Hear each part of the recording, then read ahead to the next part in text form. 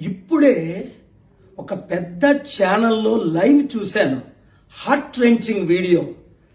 Telugu Desam party తునిలో ఒక నేత క్లియర్గా ఒక రిపోర్టర్ ఆయన ఫోటో తీయడం, వీడియో రుజువులతో ఒక 13 సంవత్సరాల చిన్న బాలికను హాస్టల్లో నుంచి తీసుకెళ్లి తోటలోకి వాడు చేసిన దౌర్జన్యం చూస్తే వాడిని అక్కడికక్కడే ఎన్కౌంటర్ చేసి పడియాలి. అడ్డగా దొరికాడు, రెడ్ హ్యాండెడ్గా దొరికాడు.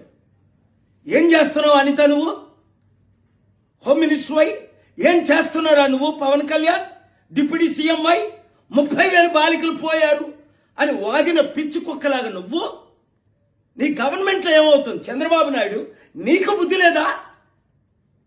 45 సంవత్సరాలు నాయకుడిని పెద్ద పుట్టికలు పెడతా, సిగ్గులేని గాడిదిల్లారా. చిన్న పిల్లలని కూడా చూడకుండా అడవిలో తీసుకెళ్లి దళితుల మీద మీరు మానభంగాలు చేస్తుంటే మేము చూసి ఊరుకోవాలా? నేను గ్రీన్ సిగ్నల్ ఇచ్చానా? నరికి పడేస్తారు ఒక్కొక్కడు. నువ్వు వద్దు, కుర్రాలు ఓపిక పట్టండి. 24 గంటల్లో వాడి మీద కేసు వేయకపోతే నేనేస్తా.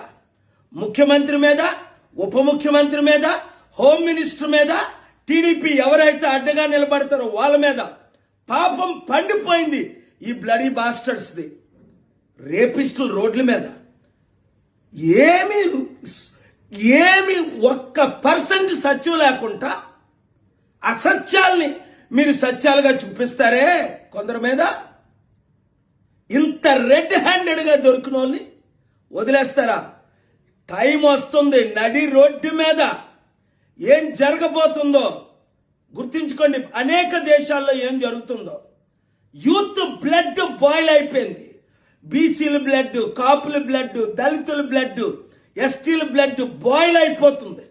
మీరు చేస్తున్న పనులకు, మీరు పలుకుతున్న మాటలకు, మీ కోతి చేష్టలకు.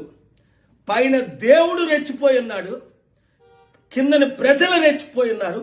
ఇలాంటి మంచి అవినీతిని మంచిగా చూపిస్తున్న మీడియా ఓనర్స్ ని, రిపోర్టర్స్ ని దేవుడు దీవించుగాక. ఈ వీడియో ముఖ్యమంత్రి, ఉప ముఖ్యమంత్రి, హోమ్ మినిస్టర్ చేరినంత వరకు మీడియా రిపోర్ట్ చేయండి.